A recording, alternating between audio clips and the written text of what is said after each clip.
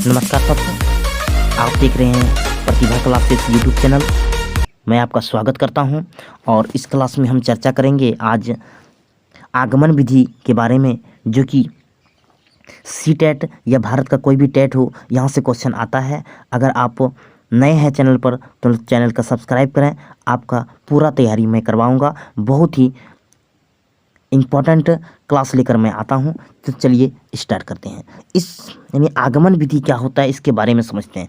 इस विधि में उदाहरणों या तथ्यों की सहायता से समान नियमों का निर्माण किया जाता है। यानी सबसे पहले आगमन विधि में क्या होता है, उदाहरण की बात होता है। उदाहरण बच्चे को दिया जाता है, उसकी सहायता से समान नियमों का निर्माण किया जाता है। धीरे धीरे जो है बच्चे को सिखाने का प्रयास किया जाता है, समान नियमों को बताया जाता है।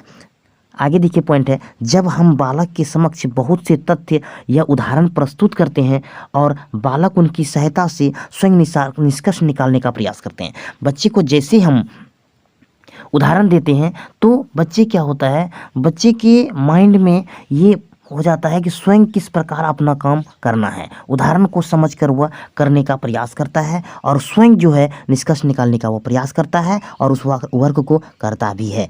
तो वे आगमन विधि का प्रयोग करते हैं। दूसरा पॉइंट है, इसमें छात्र एक काल्पनिक नियम द्वारा समस्या को हल करते हैं। इसमें क्या होता है, छात्र एक काल्पनिक नियम द्वारा जो है समस्या को हल करते हैं। काल्पनिक यानी पहले वो सोच लेता है, उदाहरण को समझ के सोच लेता है, फिर वह क्या करता है, समस्या का हल करना शुरू कर देता है। ठीक है, अगला पॉइंट देखिए।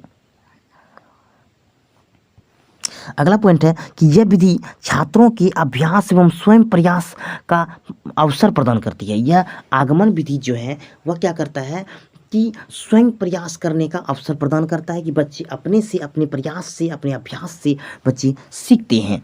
ठीक है, और उसके मानसिक विकास में सहायक होती है और मानसिक विकास उसका होता है और वह अपने जीवन में आगे बढ़ता है। आगमन विधि द्वारा प्राप्त ज्ञान अस्थायी होता है, अस्थायी नहीं होता है। याद रखिएगा, आगमन विधि का द्वारा जो प्राप्त ज्ञान होता है वह अस्थायी होता है। क्योंकि उदाहरण के माध्यम से बच्चे सीखते हैं, तो उदाहरण के माध्यम से उसके माइंड में सेट हो जाता है कि ये मैंने इस तरह किया और फिर ये समस्या का हल इस प्रकार निकाला। तो पहले उदाहरण समझा, फिर वह अपने से प्रयास किया और इसीलिए वह ज्ञान जो होता है बिल्कुल क्या होता है, अस्थायी होता है साथियों।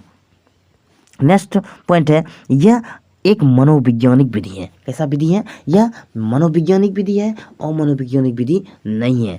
दूसरा है, यह विधि विशेष से समान की ओर नियम का पालन करती है। यह विशेष से समान की ओर नियम का पालन करती है, यानी समान से विशेष नहीं, कंफ्यूज नहीं होना है आपको, विशेष से समान की ओर। ठीक है, तो बस इतना ही। अब हम अगले क्लास में निगमन विधि मैं आपको बताऊंगा। तब तक के लिए अपने दोस्तों को या क्लास शेयर कर दें ताकि उसको भी हेल्प मिल सके और वो भी बेहतर तैयारी कर सके। तो तब तक के लिए देखते रहें प्रतिभा क्लासेस यूट्यूब चैनल। जय हिंद, जय भारत।